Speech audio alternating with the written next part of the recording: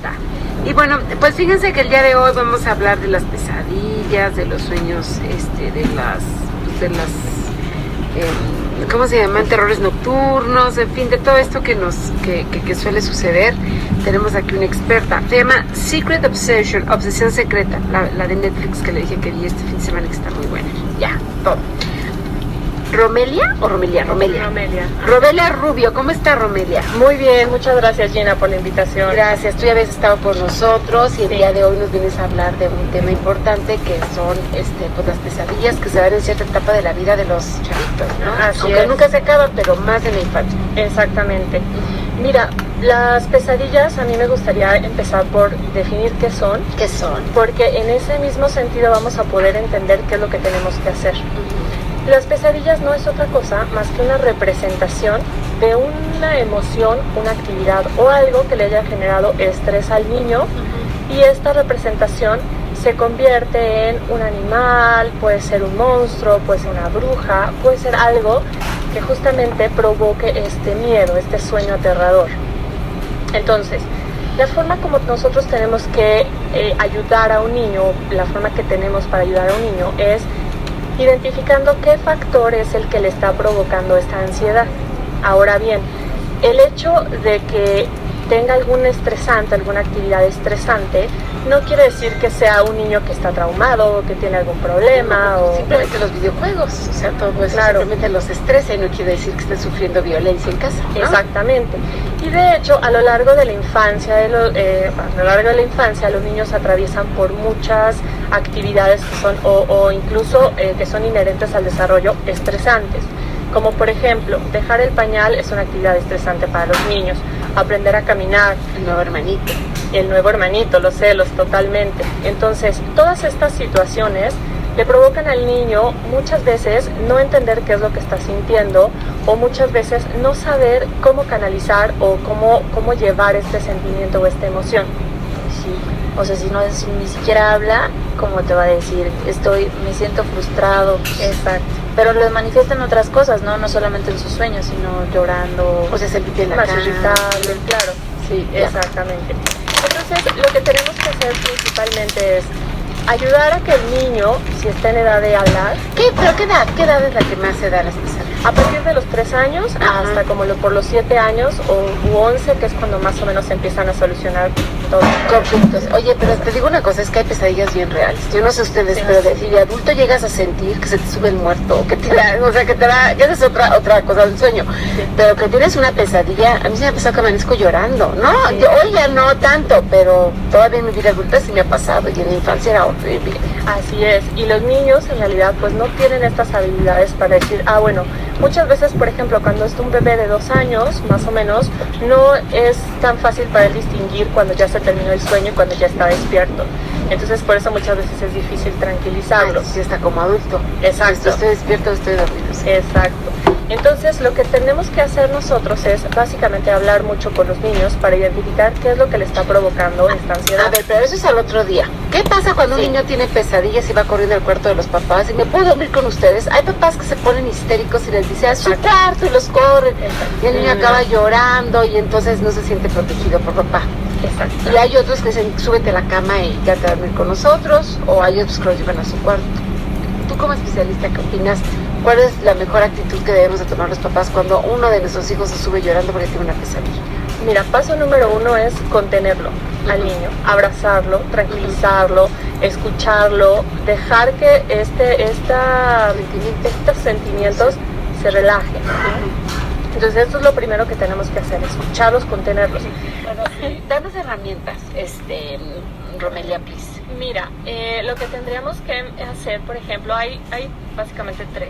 La primera es hablar con los niños para entender qué es lo que les está pasando, si hay algo que les preocupa. Puede hacerse también a través del juego, obtener información. Por ejemplo, cuando hay niños que no te saben decir o no logran identificar, lo que podemos hacer es, por ejemplo, poner muñequitos y hacer una representación de alguna situación que tú puedas pensar que puede ser. Entonces, te puedes decir, mira, este muñequito es Jorgito y entonces está triste. ¿por qué crees que está triste, Jorgito? Y entonces los niños generalmente te empiezan a hablar, pues es que le pasó esto, es que lo regañó su mamá, o lo que sea. Entonces, esa es una forma para obtener información de los niños. Cuando son muy chiquitos, por ejemplo, que tienen ansiedad por separación, que es no se quieren alejar de la mamá, entonces lo que se puede hacer es jugar este jueguito de taparse la cara con las manos, desaparecer, exactamente, y aparecer, ¿no? El aquí estoy, ¿dónde está tal, ¿no? Entonces ese juego los ayuda a que los niños puedan empezar a pasar periodos cortos de tiempo sin la mamá y podemos empezar a hacerlos un poquito más largos. Entonces eso es como una forma para ayudar a los bebés.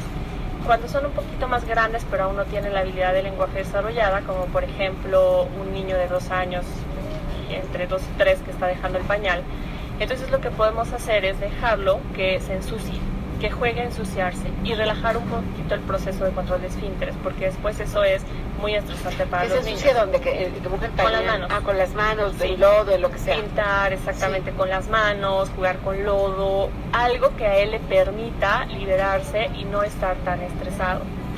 Entonces, y la tercera cosa que podemos hacer también es hacer una agenda de sueños con los niños que son más grandes, que ahí es en donde están más o mayor la cantidad de pesadillas, ¿no? la edad más común. Entonces, lo que podemos hacer es una agenda de sueños, decirles al inicio de la noche, hoy ¿qué vas a soñar hoy? Y entonces que el niño te empiece a decir, pues quiero soñar que soy Superman, y entonces, ¿y qué más vas a hacer? Entre más detalles te dé el niño, es mucho más fácil porque él empieza a programarse que va a soñar eso. Oye, imagínate qué miedo, o sea, esta parte de que no te quieras ni dormir porque tengas pesadillas. Sí, pobrecito. Y estoy pensando que también sucede en personas de la tercera edad, que a lo mejor viven solitos. Sí. Y que les dan las pesadillas, porque a veces se vuelven como niños y que digan, no quiero quedarme solo en la casa, tengo miedo. Sí. Y que tengan pesadillas, porque ellos sufren mucho esta parte de se les sube el muerto. No sé si a los niños sientan esta parte de que les falta el aire. Pues sí puede ser, pero definitivamente lo que tenemos aquí que ver es un poco el decir con el ayudar al niño a que empiece él solito a desarrollar esta habilidad para manejar el sueño, para manejar el miedo ellos solos. Yeah. Oye, mi hermano te decía que tenía muchas pesadillas y casi nunca dormía.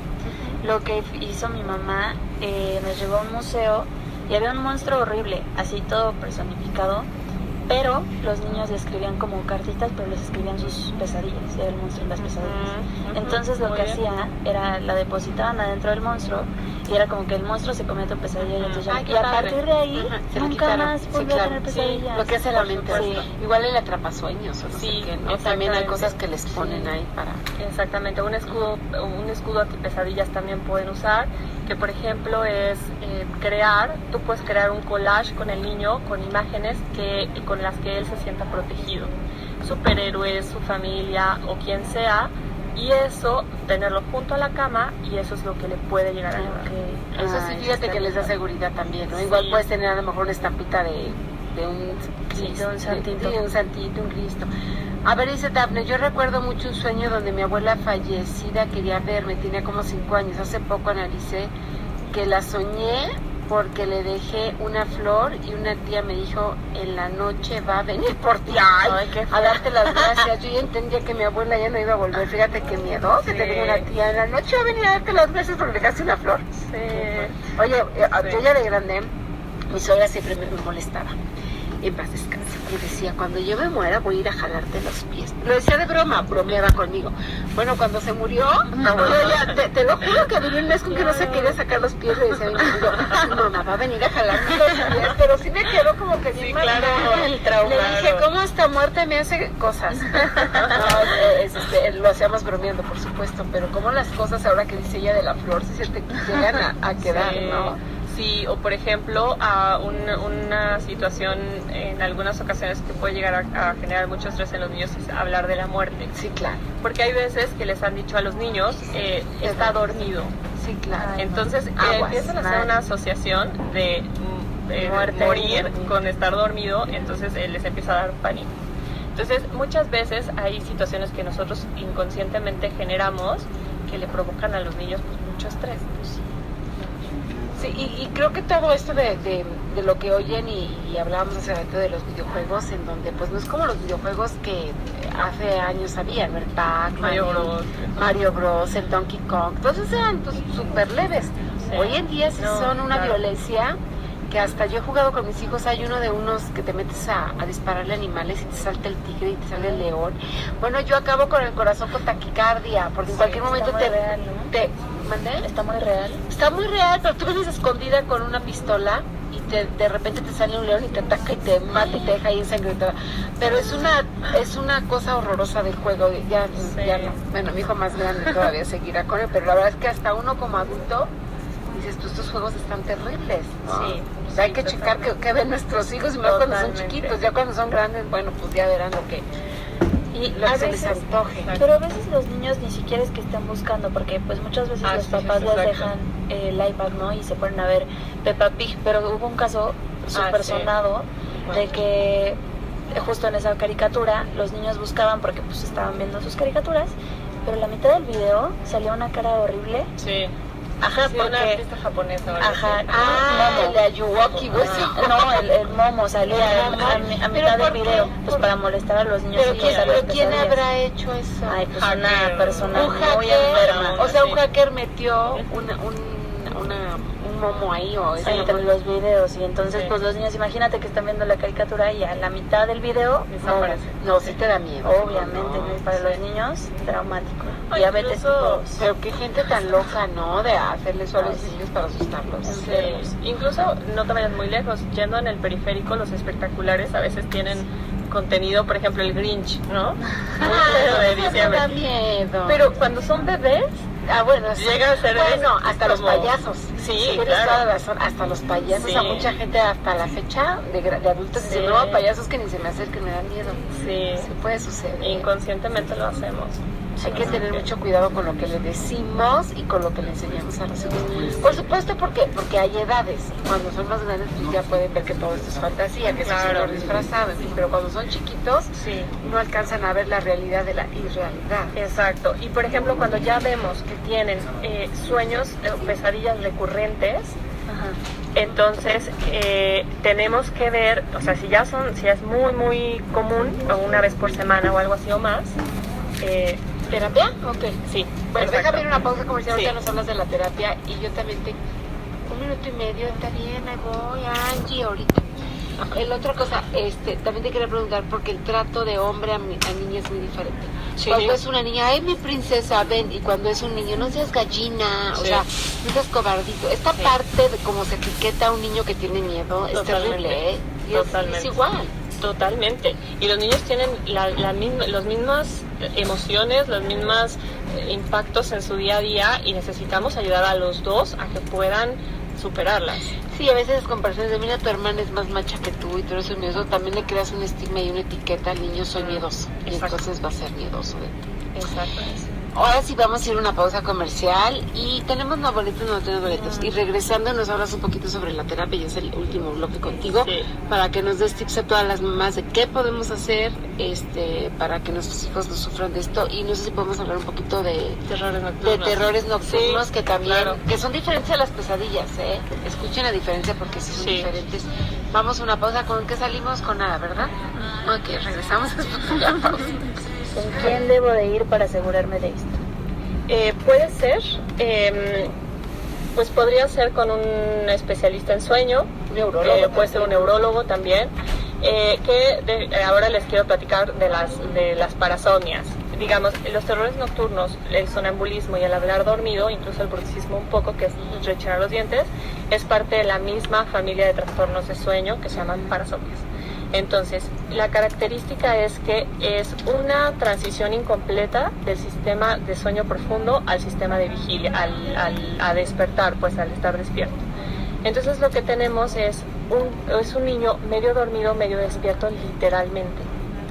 Okay. Entonces, lo que necesitamos hacer con una parasomnia, digamos, el niño no está consciente, entonces no es que podemos hacer ni hablarle, ni despertarlo, ni decirle nada, no, porque él está dormido. En realidad lo único que tienes que hacer cuando sucede el evento es contenerlo para que no se lastime o para que no le pase nada. pero en realidad tienes que esperar a que termine, y entonces una vez que termina, llevarlo a acostar. Generalmente la forma en la que distinguimos cuando es una pesadilla de un terror nocturno o un sonambulismo es por 3 características. La primera es la intensidad. Cuando tienes una pesadilla puede ser, en los dos puede ser muy intenso, pero en el terror nocturno, digamos, sobrepasa, es un terror lo que sienten los niños, es un pánico, es un ritmo cardíaco acelerado, es sudoración excesiva, es esta parte como de mucha ansiedad, mucho miedo. Con las pesadillas lo que vas a ver es tal vez algo similar en menor intensidad, y la segunda característica también es que los niños son fácilmente consolables después de una pesadilla, y durante un terror nocturno no, tú no los puedes consolar porque en sí ellos están dormidos. Es que un terror nocturno están con los ojos abiertos, incluso con las pupilas dilatadas. Y una pesadilla además se acuerdan del sueño. Exactamente. Y un terror nocturno no se acuerdan. O sea, no se dan cuenta de por qué gritaron, despertaron taquicardias. Exactamente. Esa es la tercera característica, que hay amnesia después del episodio. Tal vez en un terror nocturno pueden llegar a recordar vagamente que estuvieron despiertos, pero más como si fueran entre sueños, pero no se acuerdan de lo que pasó, y con una pesadilla sí te pueden explicar. Oye, pero qué susto te dan con mamá, ¿no? Ver a tu hijo con ahí sentado con las pupilas dilatadas, qué sustazo. Y más de chavitos que les da muy seguido, ¿o no? Sí, también principalmente lo que tenemos que hacer es... Hay cosas que se pueden hacer para mejorarlo, como por ejemplo, generalmente los niños se intensifican estos terrores nocturnos cuando los niños están o muy cansados o tienen un pendiente por hacer en la noche. Por ejemplo, si solamente están acostumbrados a dormirse con leche y tienen que buscar esa leche en medio de la noche, o el papá que ya se les fue porque se quedaron dormidos con él al inicio de la noche y en la mitad de la noche no está, o alguna otra cosa que, por ejemplo, actividades muy estimulantes, también todas esas situaciones intensifican la probabilidad de ocurrencia. Oye, ¿y hay personalidad o algo para que tengas? Porque yo no me acuerdo haber tenido nunca un terror nocturno o conocer a alguien que le haya dado terror nocturno. Mira, es una predisposición genética, pero definitivamente que cuando los niños tienen un sueño de mala calidad, esto se intensifica. A cualquiera le puede pasar, esa sería la pregunta. De hecho, son bastante comunes. Durante la infancia es súper común que veas a un niño hablando o un niño parado. Ese es sonambulismo. Eso es sonambulismo. El terror nocturno de gritos. Es que te digo qué es lo que pasa. Es lo mismo, pero con diferente intensidad. Entonces, en realidad el terror nocturno al sonambulismo es solo un pasito. Primo hermano. Ay, es que ¿sabes qué me pasaba con mi hermano? Dormíamos juntos y yo pensaba como, ay, este berrinchudo, pero igual hicieron terror, porque pues no se calmaba y no. Hay uno antes que no llega a ser terror nocturno, sino se llama evento confusional. Entonces, eso es como un gradito menos o sea, no los ves así como si estuvieran poseídos, porque eso es como se ve un niño con un terror nocturno. Entonces, sí, de hecho es más estresante para la familia que para el niño mismo, porque el niño no se da cuenta. No, se duerme sin problema. Se duerme y tú como mamá te quedas con el corazón así que, ay, se le voltearon los ojos. Ay, bueno, ese es el exorcismo, claro.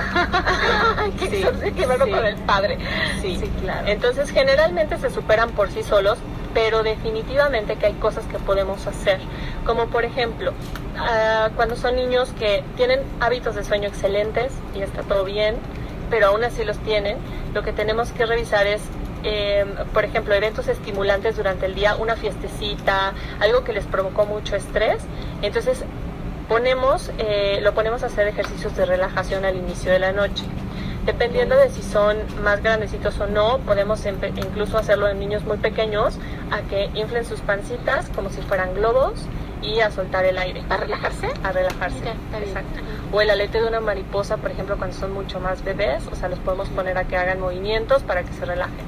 Cuando son más grandes podemos usar una técnica de relajación muy común, que es la técnica de Jacobson, que es relajación muscular progresiva, en donde vas relajando cada grupo de músculos, las manos, los brazos, los hombros, etcétera, y así te la llevas, y eso les sirve bastante para aminorar. Cuando tienen hábitos de sueño negativos, por ejemplo, como son asociaciones de sueño que necesitan del arrullo del papá, de la presencia, etcétera, esos los tenemos que corregir forzosamente. Porque ¿qué pasa? El niño, todos lo que tenemos que observar primero es que todos tenemos ciclos de sueño. Cuando sales de un ciclo de sueño, haces una revisión temporal, una revisión rápida de tu ambiente. Si ese ambiente cambió de alguna forma, entonces el niño se despierta y todos nosotros nos despertamos. Entonces, que era lo que les comentaba en el programa pasado. Entonces, si ese niño tiende a necesitar despertarse porque no sabe si el papá va a seguir en la cama con él o no sabe si ya no va a estar, o etcétera, entonces es un niño que además, por esta característica de que tiene malos hábitos de sueño, son niños que están mucho más cansados de lo normal, pero este pendiente por hacer los lleva a despertarse, o sea, a tener una necesidad de despertarse. Entonces es cuando entra en un momento de confusión el cuerpo, en donde justamente estos dos factores lo intensifican. Y creo que a todos ha pasado que te levantas en un hotel y estoy sí, para reconocer, ¿no? Exactamente. Dame un contacto, Romelia Rubio, especialista en sueño infantil. Muchas gracias por acompañarnos. Muchas gracias. Me pueden localizar en las redes sociales, en Facebook e Instagram como Be Happy Nights, y en la página web es www.behappynights.com. Bueno, muchas gracias. Muchas gracias a ti, Gracias, Gina. Romelia. Vamos a ir a una pausa comercial y regresamos.